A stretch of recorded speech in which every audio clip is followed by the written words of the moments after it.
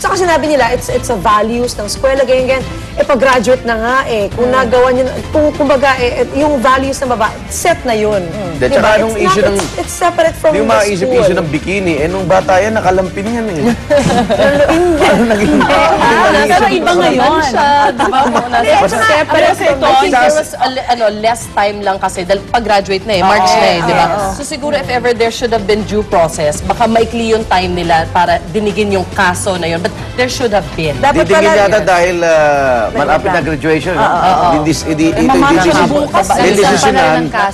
Ngayon yata. Tapos ngayon ng school, sa mga gagraduate next year, bawal mag-post. At least kasi dapat nakabikini, tapos may alak at sigarilyo nga daw. Siguro lang the day after graduation. Sa mga every individual, maging tingnan mo rin responsable dahil parang ano ka rin ikaw investment mo rin yung sarili mo, di ba? So ingatan nyo rin yung mga ganyang dahil alam na nating bukas na sa publiko yung mga ganyang Kasi naglalakad ka lang din, di ba? Sa Boracay, nakaganon ka. Impression din, lalo-lalo na sa mga babae, kung ganon, yung ibang taong nakakita, hindi mo makokontrol kung ano yung nasa isip nila di ba?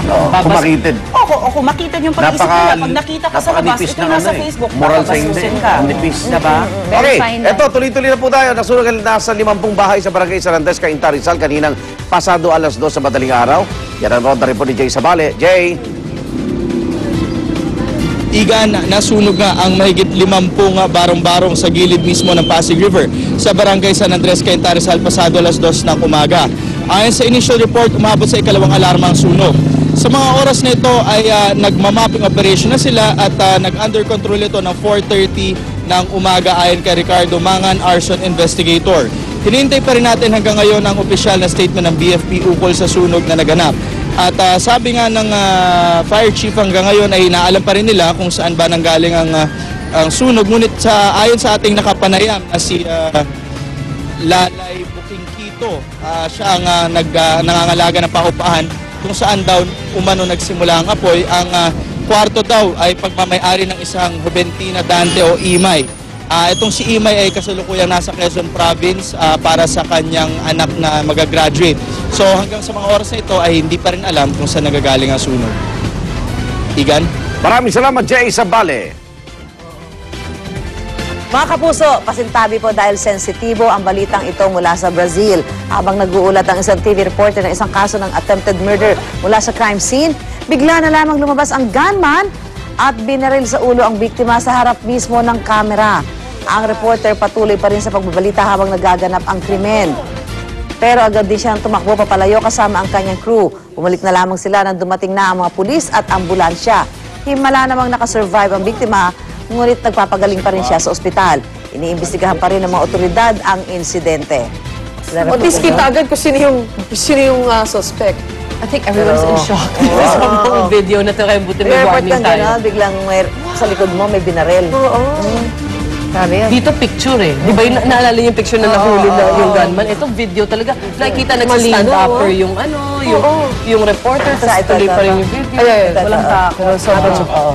Nabaril na. Dahil hindi na kailangan ng camera na baril na. Actually, hindi na kailangan ibalita yan. Oh, wow. Nakakatakot ang Nakaka-bother. At kung init na init naman tayo sa summer dito sa bansa, pumasyal naman tayo sa Jerusalem kung saan isang ice festival ang kanilang idinaraos ngayon. Iba't ibang ice sculptors sa buong mundo ang nag-contribute ng kanilang talento para sa kauna-unahang International Ice Festival doon na inihalin tulad nila sa Snow and Ice Festival ng China. Makikita sa exhibit ang mga ice animal at mga pamosong landmark ng kanilang bansa. Meron ding biblical story sa kanilang exhibit tulad na lamang ng Noah's Ark. Magtatagal ang exhibit hanggang sa April 4. Abot pa tayo. Israel? Wow! Pwede ba ako dyan? 16 ka na sa aeroplano. Balik ka na. Yes, it's the next Cherry week. Blossom, April. April 1st, first week. Hanggang 15. Abol ulit. Habol na kayo. Okay, mga kapuso, tambay lang. Tuloy-tuloy pa rin ang balita ng masayang morning gimmick at ng paborito yung barkadahan sa telebisyon. Ito po ang Unang Hirit!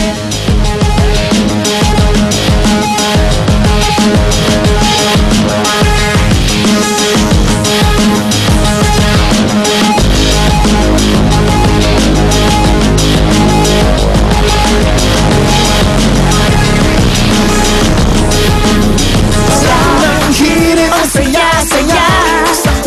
hirit. I-level up ang breakfast mo with Highlands Corned Beef, the premium breed of corned beef, kasama ng unang hirit tarkada.